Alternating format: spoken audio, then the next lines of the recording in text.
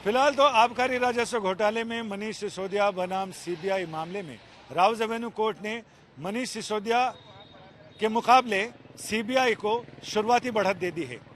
CBI की अर्जी के मुताबिक राउज एवेन्यू कोर्ट में स्पेशल सीबीआई जज एमके नागपाल ने मनीष सिसोदिया को 5 दिनों की सीबीआई रिमांड पर भेज दिया है।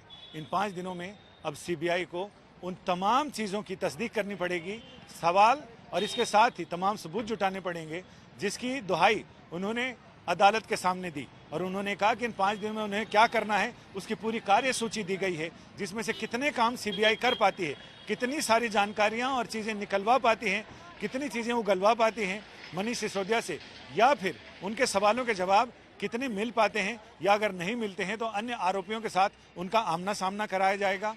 जो इलेक्ट्रॉनिक सबूत मिले हैं उन सबूत की तस्दीक कराई जाएगी। जो मौखिक बातें अन्य आरोपियों ने कही हैं, आपस में एक दूसरे के साथ हुई, उन तमाम बातों में कितनी सच्चाई है इस पर बातचीत की जाएगी। यानी ये 5 दिन बिल्कुल जैम पैक होने वाले हैं सीबीआई और मनीष सिसोदिया के लिए, क्योंकि 5 दिनों की अवधि कम होती है और उसमें काम बहुत ज़्यादा करने हैं। हर एक समय ऐसा नहीं होता है कि जांच एजेंसी जैसा चाहे वैसी ही परिस्थितियां उसके अनुसार बनती रहें। कई बार ऐसा होता है कि 1 घंटे का काम 5 घंटे में चलता है और इसलिए सीबीआई के सामने कई बार अक्सर कई बड़े मामलों में समय की कमी रहती है। 5 दिनों की जमानत मांगी गई, हिरासत मांगी गई और 5 दिनों की हिरासत में कोर्ट ने उन्हें सीबीआई को सौंप दिया है। फिलहाल अब सीबीआई के लिए बड़ी चुनौती होगी कि वो तमाम टास्क 5 दिन में कैसे पूरा करती है, या फिर कुछ चीज़ें अधूरी रह जाती हैं जिसके लिए वो हिरासत का एक्सटेंशन यानी और हिरासत की अवधि बढ़ाने की मांग कर सकती है। 4 मार्च को चीज़ें पता चल जाएंगी कि कितना टास्क पूरा हुआ है, कितनी चीज़ें अधूरी रही हैं।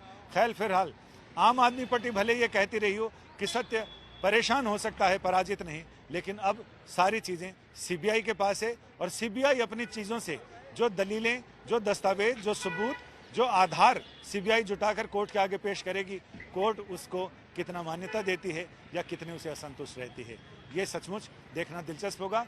याद रखिए 4 मार्च को दोबारा इसी कोर्ट में मनीष सिसोदिया को पेश किया जाएगा। उस समय पता चलेगा कि सीबीआई आगे की रिमांड चाहती है या नहीं। अगर आगे की रिमांड चाहती है तो कोर्ट तय करेगा कि उन्हें आगे कितने दिनों की रिमांड दी जाए, और अगर अगली रिमांड मंजूर नहीं होती है तो फिर मनीष सिसोदिया को जेल जाना पड़ेगा, यानी न्यायिक अभिरक्षा में भेज दिया जाएगा।